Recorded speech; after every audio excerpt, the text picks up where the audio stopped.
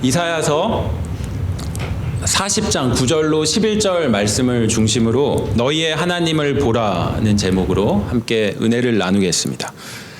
이사야서는 66장까지 있는데 1장부터 39장까지가 전반부죠. 하나님의 심판에 대한 내용이고 40장부터 66장까지는 반대의 내용이에요. 심판이 아니라 하나님의 위로에 대한 내용이 나오고 있습니다.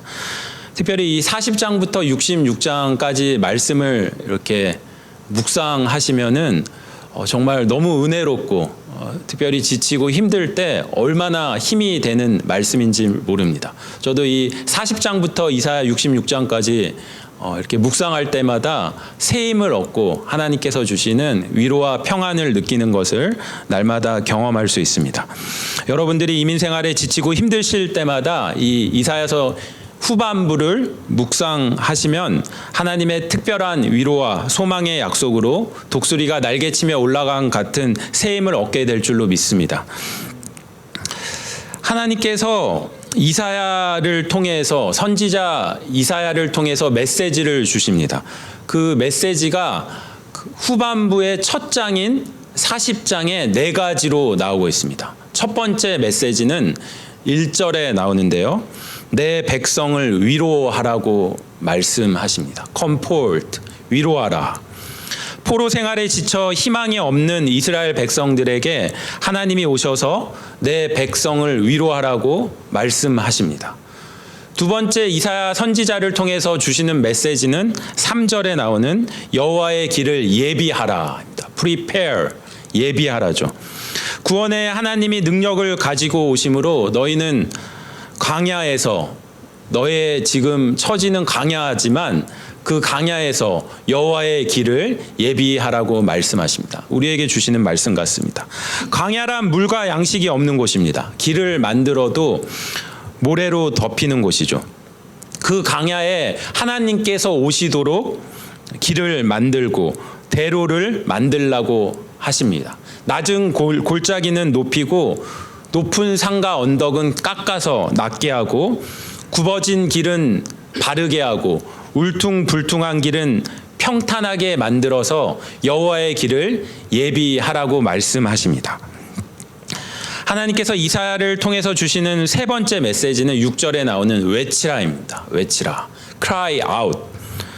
인간의 한계성과 또 그와 대조되는 하나님 말씀, 인간이 만든 인간의 과학과 지식과 빌딩과 모든 제국과 모든 기업은 유한하지만 그것과 대조되는 영원하신 푸른 마르고 꽃은 시드나 영원하신 하나님의 말씀의 영원성을 외치라. 이것이 구원론의 핵심이죠. 그것을 외치라고 말씀하십니다. 인간은 영원한 존재가 아니라 유한한 존재라는 사실을 외치라고 말씀하십니다. 하나님께서 이사야 선지자를 통해서 주시는 네 번째 메시지는 9절에 나오는 오늘 우리가 함께 봉독한 9절 아름다운 소식을 시온에 전하라고 말씀하십니다. Bring good things to Zion. 예루살렘에 하나님의 메시지를 전하라. 구원의 소식을 크게 외치라고 말씀하십니다. 기쁜 소식을 온 유다의 성읍들에게 외치라는 것입니다. 이것이 하나님께서 오늘 이사야 선지자를 통해서 우리에게 주시는 메시지입니다. 그러면 외치라, 기쁜 소식을 외치라, cry out 그랬는데 어떤 소식을 외치라는 것입니까? 무엇을 외치라는 것입니까? 구체적으로 높은 산에 올라 힘써 소리를 높여 두려워하지 말고 전하고 우리가 외쳐야 될 메시지는 무엇입니까? 우리 주변에 힘들고 지치고 낙심되고 구원의 기쁜 소식을 모르고 어둠의 골짜기를 지나고 있는 자들에게 외쳐야 될 소식은 구체적으로 메시지는 무엇입니까? 바로 오늘 제목이죠. 너희의 하나님을 보라. 이것을 외치라는 것입니다. 너희의 하나님을 보라. See, 보라. Here is your God. 여기 당신의 하나님이 있다. 너희의 하나님을 보라고 외치라. 이것이 오늘 메시지입니다. 여러분, 하나님을 바라보십시오. 어떤 분들은 이제 목사가 할 말 없으면 하나님을 바라보자, 기도합시다, 그렇게 말한다는데, 정말 우리가 힘들 때 하나님을 바라봐야 됩니다. 그것이 바로 우리가 살 길인 것입니다. 지금 여러분 가운데 여러 가지 문제로 힘이 빠지고 지쳐 있는 분 계십니까? 내 인맥과 지식을 다 동원해봐도 해결할 수 없는 문제 때문에 절망 가운데 있는 분 계십니까? 이사야 40장 31절에 여호와를 앙망하는 자는 새 힘을 얻으리라고 하나님께서 우리에게 약속하십니다. 하나님을 바라보는 자는 새 힘을 얻을 것입니다. 해바라기가 해를 바라봐야 살 수 있듯이 피조물인 인간은 창조주 하나님을 바라볼 때 살 수 있는 것입니다. 우리의 영혼과 우리의 인생이 살 수 있습니다. 그러므로 여러분의 시선을 하나님께 고정시키십시오. 하나님만 바라보는 것이죠. 너는 어느 곳에 있든지 주를 향하고 주만 바라볼지라. 하나님을 바라보라. 주만 바라보라. 그러면 우리가 바라보아야 할 하나님은 어떤 분이십니까? 우리가 살 길, 하나님을 바라봐야 되는데, 우리가 바라봐야 될 하나님은 도대체 어떤 분이시긴데, 우리가 그분을 바라봐야 우리가 사망에서 생명으로 옮기고 어둠에서 절망에서 희망과 소망으로 옮길 수 있는, 그분은 과연 어떤 분이신가? 오늘 본문 10절 11절 말씀을 중심으로 세 가지로 살펴보겠습니다. 먼저 우리가 바라보아야 할 하나님은 첫 번째, 강하신 하나님입니다. 강하신 하나님. 10절 전반 이렇게 기록되어 있습니다. 10절 전반에 보라, see, 어떤 하나님을 보라. 주 여호와께서 장차 강한 자로 임하실 것이요 친히 그의 팔로 다스리실 것이라. 강한 자로 임하실 하나님을 바라보라고 말씀하고 있습니다. 하나님은 당신을 바라보는 자에게 강한 자로 임하십니다. 강한 능력의 하나님이시죠. 여러분, 우리 하나님은 강하신 분이세요. 약한 분이 아니십니다. 전능하신, 할 수 없는 것이 없는 전능하신 분이십니다. 제가 하나님을 한마디로 정의하라면 하나님은 불가능을 불가능하게 만드시는 분이다. 하나님은 할 수 없는 게 없으신 전지전능하신 하나님이십니다.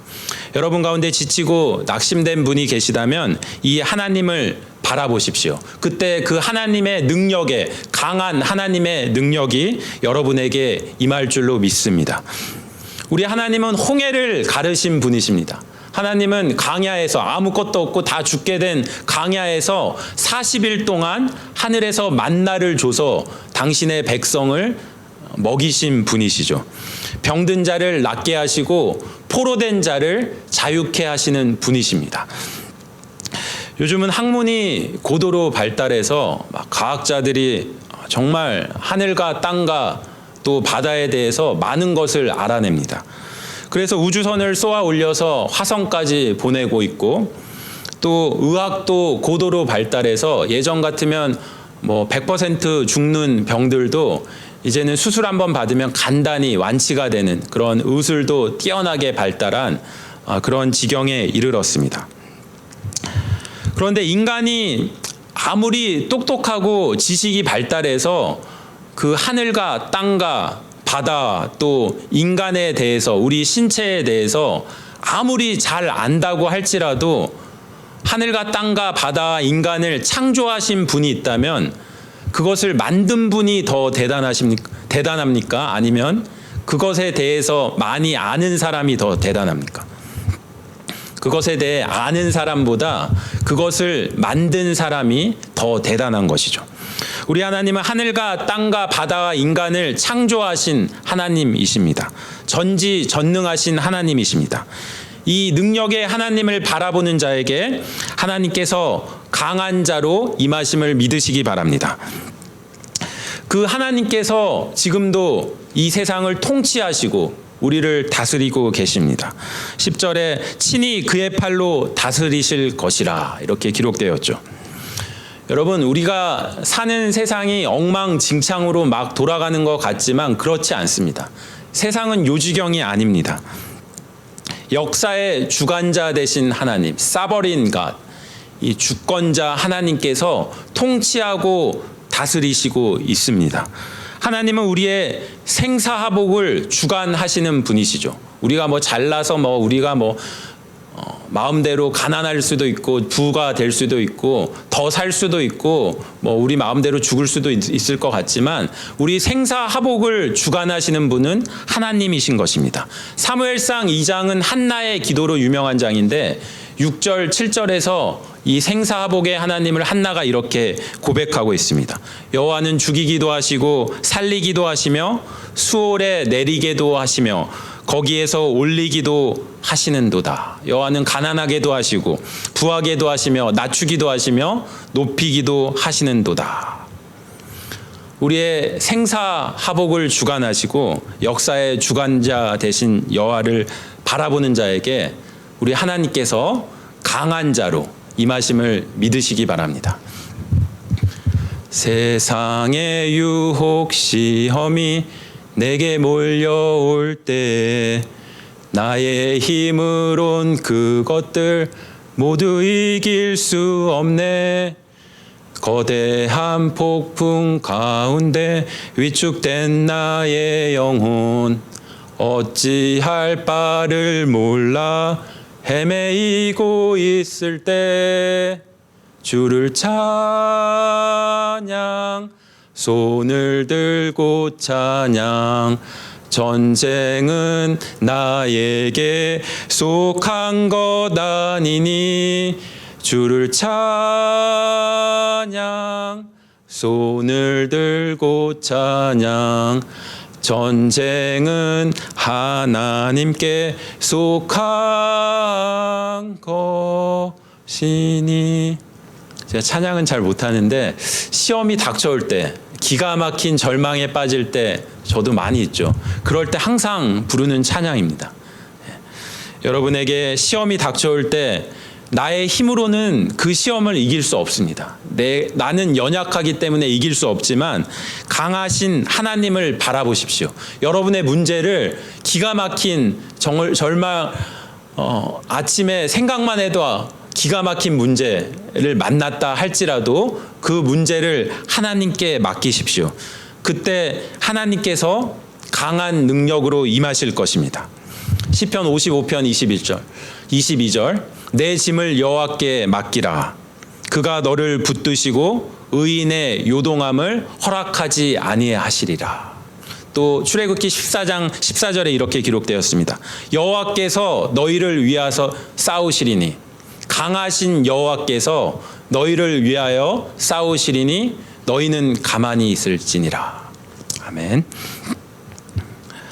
우리가 바라보아야 할 하나님은 두 번째로 상급을 주시는 하나님입니다. 상급을 주시는 하나님. 10절 후반에 이렇게 기록되었습니다. 보라, 상급이 그에게 있고 보응이 그의 앞에 있으며. 우리 하나님께서는 의로운 자에게 상을 주십니다. 상급을 주시는 하나님이시죠. 이 세상에서 하나님을 위해 살려고 애쓰는 자들, 하나님을 위해서 고난받는 자들, 순교하는 자들, 하나님을 위해서 주님의 말씀대로 사느라 손해보는 사람들, 억울한 모함을 받고 남에게 핍박을 받는 사람, 억울함을 당하는 모든 사람에게 하나님께서 상급을 주실 것이라고 성경은 약속하고 있습니다. 많은 사람들이 인생을 살아가면서 좋은 대학에 들어가고 또 좋은 직장을 갖게 되고 안정된 집과 재산을 갖게 되면 그 인생이 성공한 인생이다 이렇게 생각하는데 여러분 그렇지 않습니다. 우리 인생의 성패, 그 인생이 성공한 인생이냐 실패한 인생이냐 그 기준은 무엇이냐? 바로 하나님과의 관계에 달려 있는 것입니다.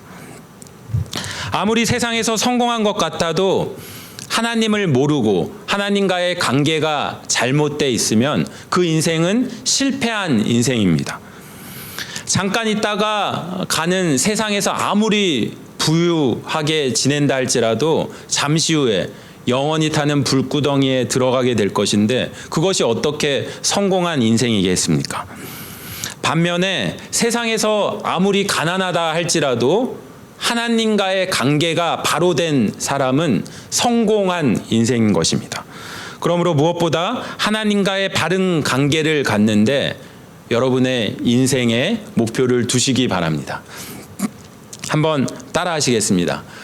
내 인생의 목표는 하나님의 영광을 바라고 즐거워하는 것이다. 아멘. 이게 정말 여러분 인생의 목적이 되시길 축원합니다. 이것이 바로 웨스트민스터 소요리 문답 첫 번째로 나오는 질문. 사람의 제일 되는 목적이 무엇인가? 우리 피조물 인간이 사는 최고의 목적은 무엇인가에 대한 답이죠. 사람의 인생의 목적은 하나님의 영광을 바라고 즐거워하는 것이다. 하나님과의 바른 관계를 갖는 자, 하나님의 말씀을 사모하는 자, 하나님의 사랑을 사모하는 자, 하나님의 평안을 바라보는 자, 하나님께 찬양과 경배하는 자, 하나님의 선하심을 닮아가는 자의 인생이 바로 성공한 인생, 형통한 인생임을 믿으시기 바랍니다. 10절 말씀에 보라 상급이 그에게 있고 보응이 그의 앞에 있다 이렇게 기록되었죠. 어떤 분들은 상을 바라는 것이 욕심이 아니냐 이렇게 생각하시는데 그렇지 않습니다. 교회에서 그냥 봉사하면 됐지 또 무슨 상을 바라고 봉사를 하냐. 근데 몰라서 그러는 것입니다. 히브리서 11장 16절 믿음이 없이는 하나님을 기쁘시게 하지 못하나니 하나님께 나아가는 자는 반드시 그가 계신 것과 또한 그를 바라는 자에게 상 주시는 이심을 믿어야 할지니라 이렇게 기록되었죠. 믿음이란 무엇인가? 첫 번째로 믿음은 하나님이 계신 것을 믿는 것이죠. 둘째 믿음은 자기를 찾는 자들에게 상 주시는 이심을 믿는 것이다. 이것이 믿은 거예요. 하나님이 바라는 상을 사모하는 것, 이것이 믿음인 것입니다. 그 히브리서 11장 믿음장으로 참 유명한데 이 11장 6절 다음부터 이제 7절부터 한번 이제 집에 가서 읽어보시고 11장을 이렇게 하시면 정말 도움이 될 것 같습니다. 11장 7절부터 이 믿음, 하나님이 계신 것을 믿고 그분이 주시는 상을 사모하는 그 믿음을 가진 대표적인 신앙의 위인들이 쫙 열거되어 있죠. 노아, 아브라함, 사라, 이삭, 야곱, 요셉, 모세, 기생 라합, 기드온, 바락, 삼손, 입다, 다윗, 사무엘. 이 중 한 사람만 예로 들길 원하는데요. 이 11장 24절에서 26절에 모세의 믿음에 대한 설명이 나와 있습니다. 제가 읽어드릴게요. 히브리서 11장 24절로 26절. 믿음으로 모세는 장성하여 바로의 공주의 아들이라 칭함 받기를 거절하고 refuse, 거절했다 그랬어요. 세상에 어떤 보아 재물도 refuse, 거절하고. 왜냐하면 도리어 하나님의 백성과 함께 고난받기를 잠시 제약의 낙을 누리는 것보다 더 좋아하고 그리스도를 위하여 받는 수모를 애굽의 모든 보아보다 더 큰 재물로 여겼으니 그 이유가 나오죠. 이는 상 주심을 바라봄이라 이렇게 기록되어 있습니다. 모세가 하나님을 위해서 내가 크리스천으로서 하나님을 위해서 받는 수모를 애굽의 모든 보아보다 더 큰 재물로 여겼다 이렇게 기록되었습니다.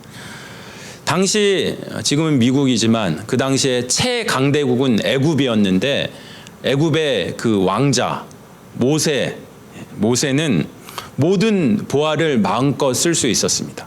오늘날로 말하면 백지 수표를 갖고 있는 것이죠. 그러나 모세는 이것을 거절하고 하나님의 백성과 고난 받기를 더 좋아했습니다. 왜? 이유가 무엇입니까? 이는 상 주심을 바라봄이라. 하나님께서 주시는 그 상이 더 가치 있고 영원하다는 그 믿음이 있었기 때문에 세상의 온갖 보아, 잠시 있다 다 놓고 가게 될 그 보아보다 하나님께서 주시는 그 상을 더 보는 그 믿음의 눈이 있었기 때문인 것이죠. 여러분, 사람이 믿음이 있냐 없냐를 언제 알 수 있습니까? 정말 저분은 믿음이 있는 분이다. 참 믿음 있는 분이다. 설교 말씀 잘 들으면 믿음 있는 사람이고, 설교할 때 졸고 잘 듣지 않으면 믿음이 없는 사람이다. 맞는 말 같지만 그게 결정적인 기준은 아니죠. 믿음이 있냐 없냐는 정말 결정적 순간이 다가왔을 때, 내 인생에 시험이 찾아왔을 때, 결정적인 위기가 찾아왔을 때, 결정적인 선택을 해야 되는 순간이 왔을 때 무엇을 버리고 무엇을 선택하냐를 보면 알 수 있는 것입니다. 인생의 시험이 닥쳐왔을 때 무엇을 가장 소중히 여기느냐, 이것을 보고 알 수 있는 것입니다. 왜냐하면 거기에 그 결정적인 순간에 그냥 보통 때 그냥 뭐 좋은 말로 하는 게 아니라 정말 그 결정적인 순간 하나를 판단해야 될 때 그 선택하는 거에 그 사람의 가치관과 핵심 가치, 역사관, 모든 것이 담겨 있기 때문인 것입니다. 저와 여러분 모두가 모세와 같이 삶의 결정적인 순간에 세상의 모든 정력보다 영원한 하나님의 말씀, 하나님을 사모하고 하나님께서 주시는 상급을 사모하고 천국을 사모하고 그것을 선택하게 되기를 주님의 이름으로 축원합니다.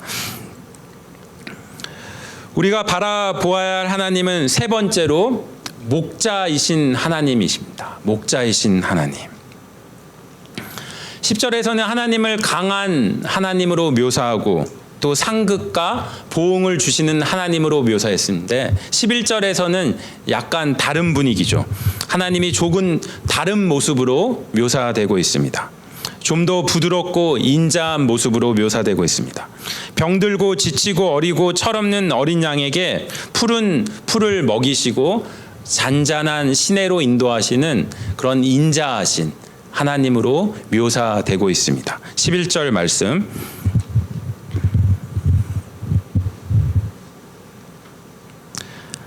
그는 목자같이 양떼를 먹이시며 어린 양을 그 팔로 모아 품에 안으시며 젖먹이는 암컷들을 온순히 인도하시는도다. 이렇게 기록되어 있죠.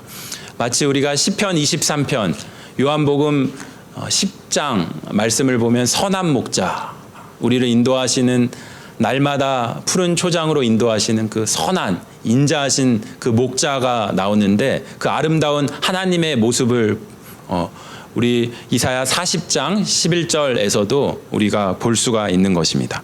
먼저 그는 목자같이 양떼를 먹이십니다. 목자같이 떼를 따라 먹이시고 푸른 초장으로 인도해 주시는 그분이 바로 우리의 목자 되신 하나님이십니다. 그런데 11절 말씀을 보면 눈에 띄는 단어가 두 개가 나오죠. 바로 어린 양과 젖먹이는 암컷들이라는 단어가 나옵니다. 이 두 단어를 통해서 선한 목자 되신 하나님께서 자신의 양들을 얼마나 세심하게 인도하시는지를 알 수 있습니다. 하나님께서 어린 양을 팔로 모아 품에 안으십니다. 이렇게 기록되어 있죠. 어린 양을 팔로 모아서 품에 안으신다. 여러분, 태어난 지 얼마 안 된 아이에게 막 따라와 그러면서 막 무섭게 대하면 큰일 나죠. 아이가 울기만 하고 겁에 질려서 아주 조심하게 부드럽게 그랬어? 아이 착하지. 아주 부드럽게 다뤄야 하는 것입니다. 살살 달래가면서 그 아이를 인도해야 되는 것이죠. 여러분, 목자가 양을 안아주는 그림을 보신 적이 있을 것입니다. 목자가, 선한 목자가 양을 안고 있는 모습. 양떼들이 한 지역에서 다른 지역으로 이동할 때 건강한 양들은 그냥 지나가면 되지만 어리고 약한 양들은 목자가 안고 가는 것이죠. 이것이 하나님의 특별한 인도하심인 것입니다. 또 하나님께서는 젖먹이는 암컷들을 온순히 인도하십니다. 젠틀리, 온순히 인도하신다. 막 새끼를 낳은 암컷들, 그 어미들 있는데 함부로 가면 큰일 나죠. 자기 새끼 이렇게 상하게 하는 질, 누가 뭐 데리고 가나 하고 암컷들이 목숨 걸고 사람이 괜히 그런 데 갔다가 다칠 수 있습니다. 조심해야 되는 것이죠. 자기 새끼 물어갈까 봐 젖 먹이는 암컷들은 굉장히 예민한 것입니다.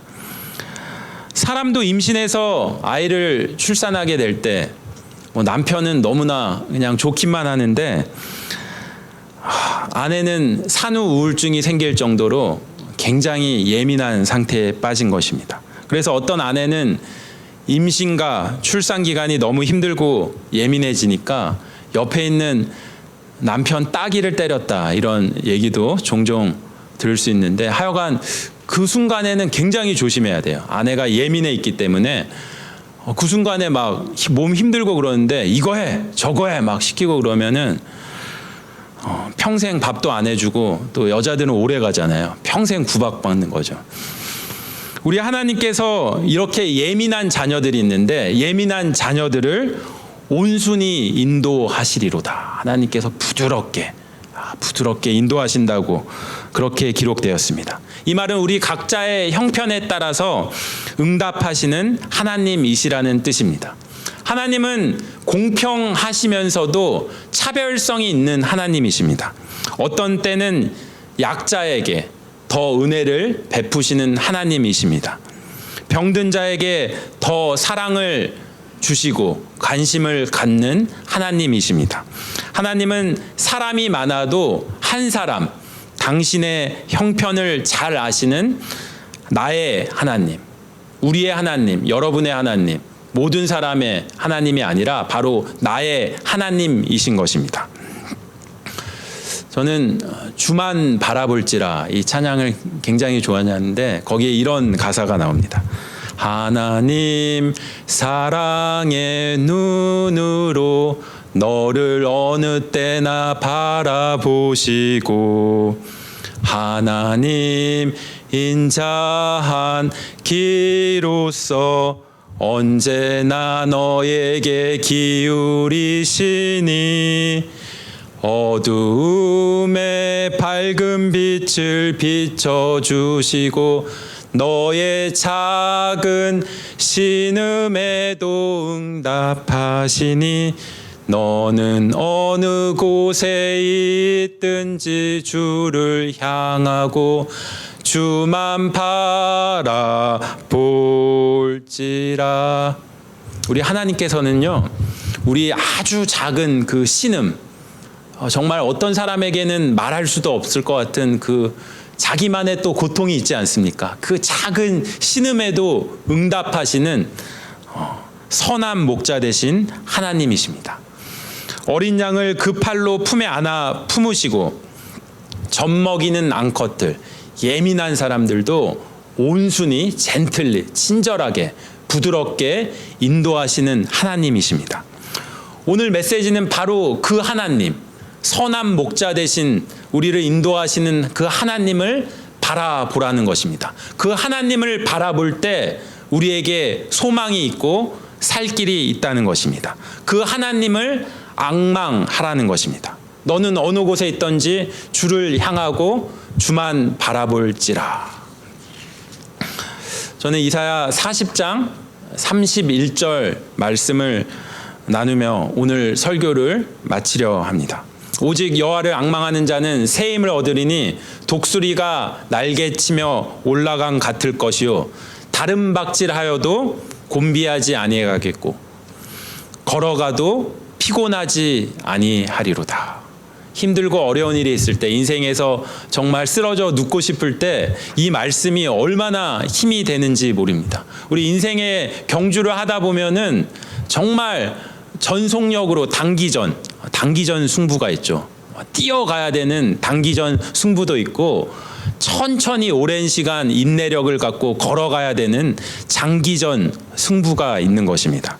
그런데 여호와를 바라보는 자, 여호와를 앙망하는 자는 다른 박질하여도 곤비하지 않고 걸어가도 피곤하지 않는 새 힘을 얻을 것이라는 하나님의 약속입니다. 여러분 가운데 낙심과 절망과 피곤에 지쳐 있는 분 계십니까? 하나님께서 당신을 바라보는 자에게 독수리가 날개치며 올라간 같은 새 힘을 주실 줄로 믿습니다. 하나님의 특별한 인도하심이 여러분에게 임할 것입니다. 세상이 줄 수 없는 하나님의 평안이 여러분의 영과 육을 지킬 것입니다. 여러분의 길이 예수 그리스도 안에서 형통하게 될 것입니다. 죄에서 자유를 얻고 사망에서 생명으로 옮길 것입니다. 천국이 여러분의 것이 될 것입니다. 너희의 하나님을 바라보라. 이 말씀을 기억하고 강하신 하나님, 상급을 주시는 하나님, 선한 목자 되신 하나님을 세상에 전하는 저와 여러분 모두가 되시길 주님의 이름으로 축원합니다. 기도하겠습니다.